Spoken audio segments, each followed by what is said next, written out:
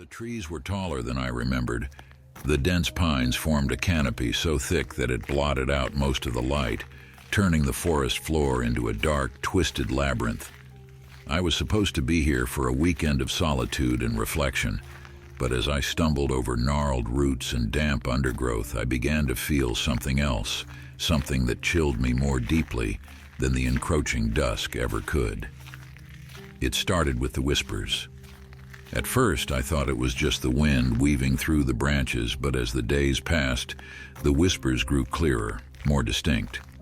They were low, almost melodious, like a lullaby sung in a language I couldn't quite grasp. The sound seemed to come from all around, filling the space between the trees with an unsettling hum. On the second night, I decided to investigate. I grabbed my flashlight, the beam slicing through the darkness, and followed the whispers deeper into the forest. My boots crunched loudly against the leaf-littered ground, a jarring counterpoint to the almost rhythmic murmurs. The deeper I went, the thicker the fog became, swirling around me in ghostly tendrils. The trees seemed to shift and bend as if they were alive and watching. I could swear I saw shadows flitting just out of the corner of my eye, but when I turned to look, there was nothing there. The whispering grew louder, more insistent, and I felt a strange compulsion to keep moving forward. I reached a small clearing. The air here was colder, and the fog seemed to gather in a dense, swirling mass in the center.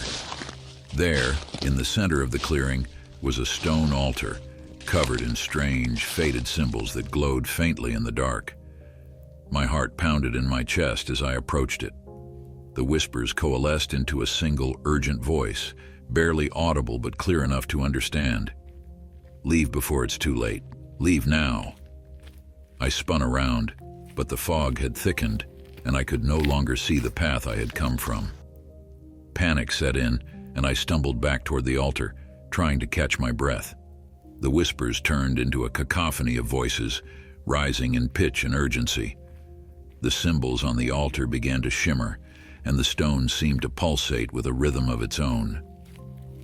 Desperate, I shone my flashlight on the altar, and the light flickered over something horrifying, a series of handprints etched into the stone, still wet and glistening as if freshly made. The realization hit me like a punch to the gut. Those weren't just marks, they were a warning. I turned and ran, the flashlight's beam darting wildly through the trees. The whispers followed me, growing louder, more frenzied. The fog twisted around my legs, almost as if trying to pull me down. Branches seemed to claw at me, and I stumbled, scraping my hands and knees on the rough ground. Finally, I broke through the fog and emerged into the open air.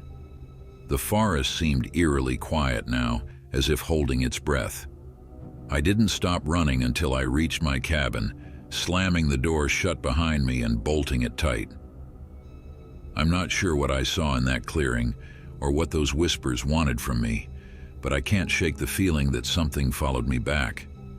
The night is still filled with that soft, unsettling hum, and I know I won't be sleeping anytime soon.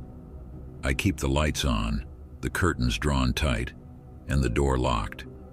But every now and then, I catch a glimpse of something moving just beyond the edge of the forest, a shadow that should not be there whispering my name, and the forest, with its endless pines and shifting whispers, waits patiently for me to return.